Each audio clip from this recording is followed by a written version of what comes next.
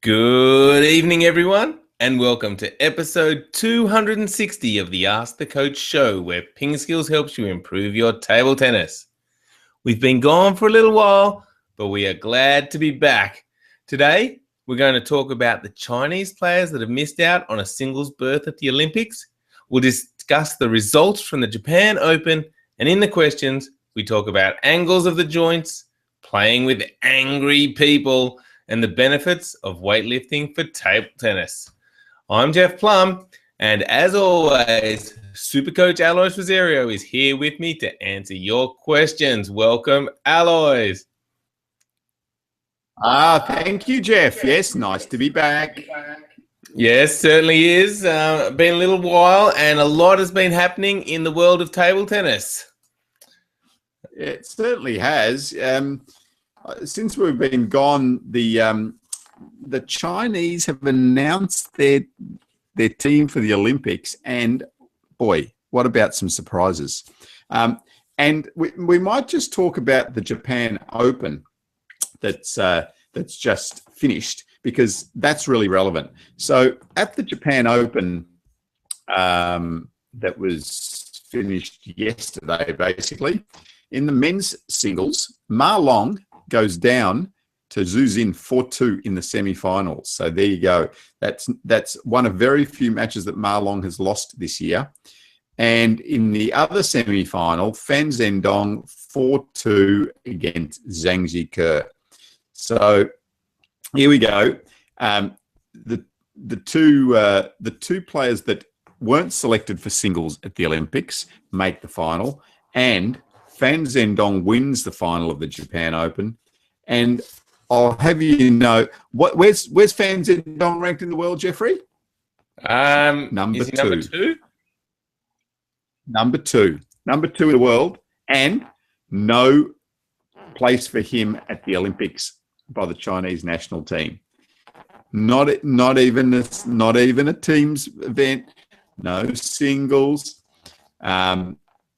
Mate, I wouldn't be happy. Imagine if you were number two in the world, you don't get a single spot, you don't even get a spot in the team, and then you go out and win the Japan Open, beating Zhu Xin and Zhang Jike. Yeah, I mean, what a great response to come back from being snubbed by the selectors and to win the Japan Open. And also, I heard him say that his main goal now is to win the 2020 Olympics. So he's obviously very focused on that. I guess once they chose Zhang Jike ahead of him for that second spot, then he was in trouble for the teams, because they probably picked Zhu Xin ahead of him just because he's left-handed, and that'll work much better for the doubles, Alois. Yeah, that's definitely the case. And yeah, poor Fan Zhendong. Yes, I would also pick Zhu Xin ahead of Fan Zhendong for the teams, given the other two singles players, because you do need a left-hander in that team. And poor Fan Zhendong, like, wow, that's just for me, it's just so unfair. I mean, is it the system? Is it the Chinese national team? Is it?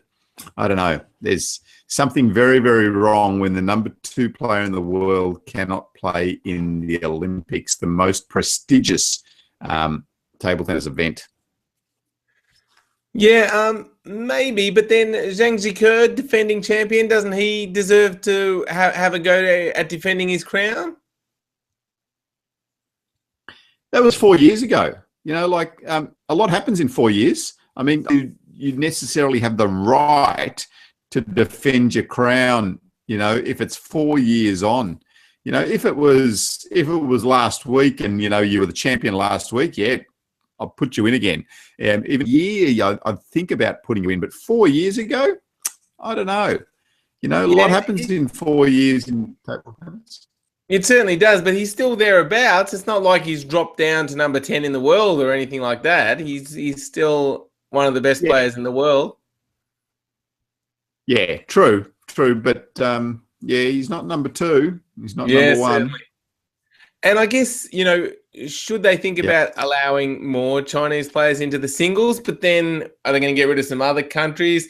And is that what the Olympics about, or is it more about nation versus nation? So maybe they should still keep the system they've got. Yeah, so one of the main reasons that they brought this system in was because they didn't like seeing 3 China in the podium, and it was becoming a little bit repetitive, and they just felt like it was just too dominant by one country. But the Chinese are the best players in the world. It's an interesting little problem the ITTF have, and I don't know one way or the other. But now, when you say they decided, is that the Olympic Committee or is that the ITTF committee, or who are we talking about? I don't know exactly, but I think the ITTF, in conjunction with the IOC, would make that decision. But I think a lot of the push would come from the ITTF in that situation. Interesting. And then looking at the Japan Open in the women. That's right. It doesn't stop. Yeah, that's right. So in the women's, we've got a similar situation. So in the women's Japan Open semi-final, the number Liu Shiwen beats Zhu Ling 4-2. In the other semi-final, Ding Ning beats Chen Yiqing. And then in the final, Liu Shiwen 4-2 against Ding Ning. Now, is Liu Shiwen going to have a singles berth at the Olympics? No, siree. No, she doesn't get a singles berth. But the only difference is that she does get a team's berth.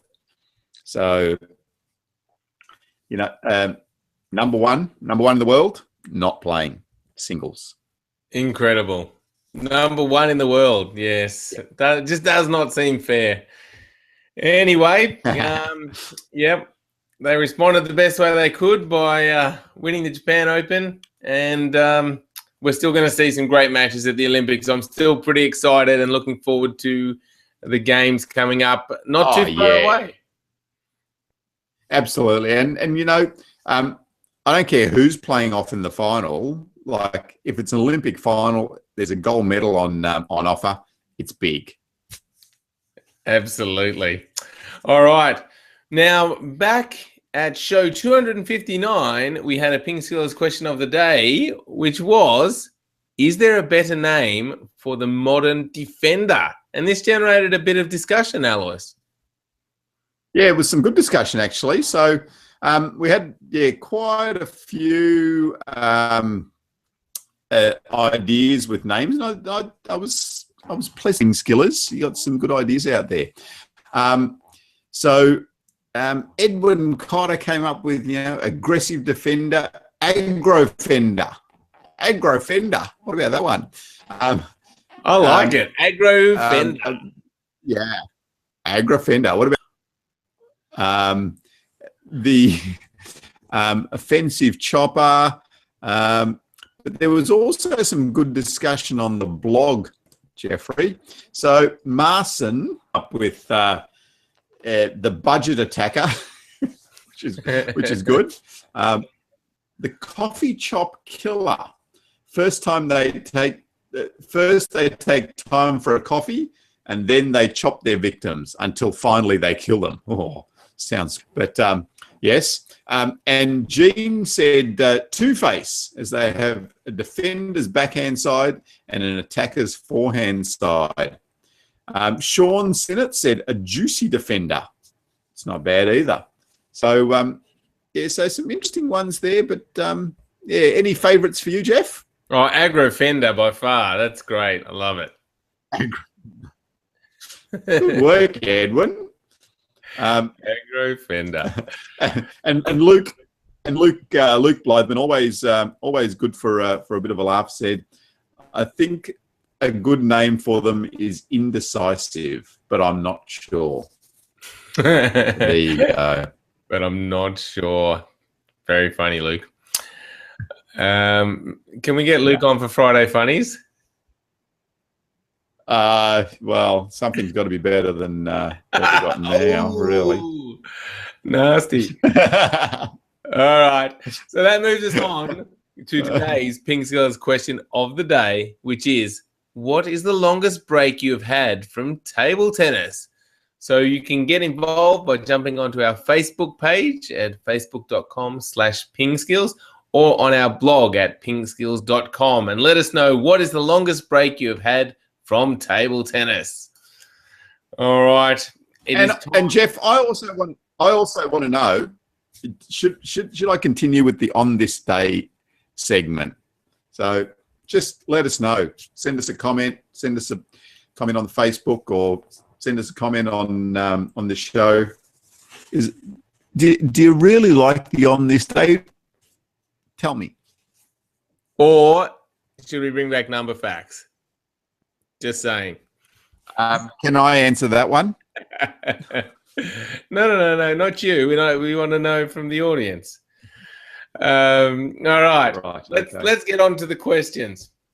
And first up, we have a question from Nuri, who says, I found a picture from the web and I wonder, what must the angles be at the knee joint, at the hips, and the elbows? Yeah, so I'm going to have to stand up for this one. Nuri, yeah. So you're talking about, so when you're standing, so what sort of angle should you have here? Well, I need to get a bit taller. So what sort of angle you need at the hips down here? And also, I'm going to put my leg up on the chair here. And also, what sort of angle you need here when you're in the ready position? So it's a good question. Now, so let's start at the elbows. So at about 90 degrees here is good. So if you've got about 90 degrees there, then your back's up and ready in the ready position. At the hip joint, so I'm gonna draw a little diagram for you. Here we go. Awesome. That's what I thought. Awesome. And you will see my terrible drawing skills. Can you see that? No. That's better. Is that any good? There you go. Nearly. So at the knee joint, here, you want about 120 degrees there. All right. So that's a really good guide. And for me, that's really, he needs feet. I just needed to put some feet on him. At the knee joint, really the most important thing. If you can get that right, then everything else will fall into place. So this angle here, about 120 degrees, for me is the real crucial part of being able to start to get good balance and good movement in table tennis. So work really hard on that. Sounds good. All right. So everybody, next time you go out on the table and you're just getting ready to, say, return a serve, just take a quick look at your knee joints and check out the angle of that joint there. Try and look at it and try and get it to 120 degrees. All right. Yeah, good advice. I think it's probably better that you get someone else to look at it for you. I've found that players have a really distorted perception of their own knee bend. Like, you often feel like you're really low, but players are often only in about 170 degrees. So this is quite straight. So it's almost here somewhere. So it's like that, where it needs to be like that. So yeah, so it needs to be much lower than you actually feel. So get someone to look at it, and a really easy way is just get someone to get their mobile phone and just take a picture of you from side on, and then you'll be able to see for yourself what that looks like. Yeah, that's a much better idea. Yeah, get someone to take a picture of you with your phone, and then you'll really see exactly how you were. You won't have to take their word from it, because you'll probably be like, I don't believe what you're saying. But with the photo, there's no arguments. So yeah, give that a try next time you're out on the court. Good one. All right, next up is a question from Romeo, who says, how do you play with angry people? My practice partner makes a ton of mistakes and he either blames it on me or hits the table with his bat. We couldn't get any practice done because of this. Yeah, it's a difficult one, isn't it? Because it's hard for you to always influence the person at the other end of the table. But if it's your practice partner, it's worth talking to them. It's worth talking to them about just finding ways to remain calm and to just get them to get practice and playing into perspective. So I often see, people so worked up, like it happens in a match situation, but I see them doing that in a practice situation. And when I look back at my own training, I do remember, like, sometimes getting so frustrated in the practice situation, and now looking back, you think that was just so irrelevant. I mean, it's good to try really hard, but just getting yourself worked up is so irrelevant and so non-beneficial. Is that a word? Non-beneficial for your development. So I suppose it's really a matter of being able to get your practice partner to come to that realization by just showing them. Perhaps even video a training session, and if he does start to go bananas, just at some stage when everything's calm and cool, just later on, just video it and just play it back to him and just say, this is what you look like. And no one likes seeing that. Definitely not. And, you've got to kind of resolve it because, everyone's going to get angry every now and again, but you don't want this to be a constant occurrence, because then it's no fun for you either, training, and you're just going to get sick of it. So as Aloy said, definitely have a chat with them. Maybe they just don't even realize their behavior. So have a chat with them and see if you can work it out. And just try and be a bit calm, everybody. In the long run, it'll work out better. Yes. All right. Next question, speaking of angry people, is from Evil Bunny. And Evil Bunny asks, I saw in the place where you record your training sessions where there is an option for weight training. I was just wondering how useful weight training is, and is it good for all levels or just the top players? And what kind of training would it be? Yeah, so I think it's useful for a wide range of players. I mean, maybe it's not useful if you're just a social player in the garage and just having a little hit here. If you're serious at all about your table tennis, then definitely it can be beneficial for you. It can be useful for you by increasing the strength. So, what do you really need to get out of your weight training? For me, it's a lot about the lower half, your legs, and increasing the power through increasing the strength and speed of your legs.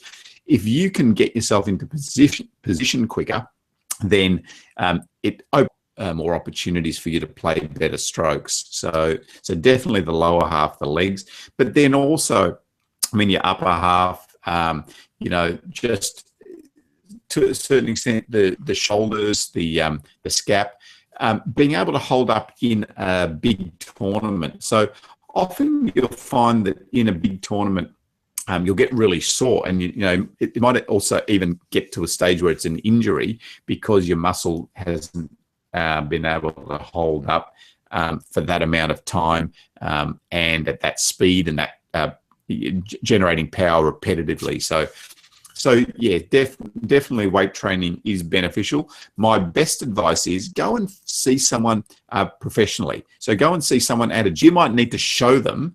Take some videos of table tennis as you play it, or as the top players in the world play it, because often when you go to a gym and try to get advice, their picture of table tennis is a guy sitting in the garage and doing that, whereas they need to be able to see what the top level table tennis really is, and the and the physical demands on the body to be able to play at that higher level. So do those two things. But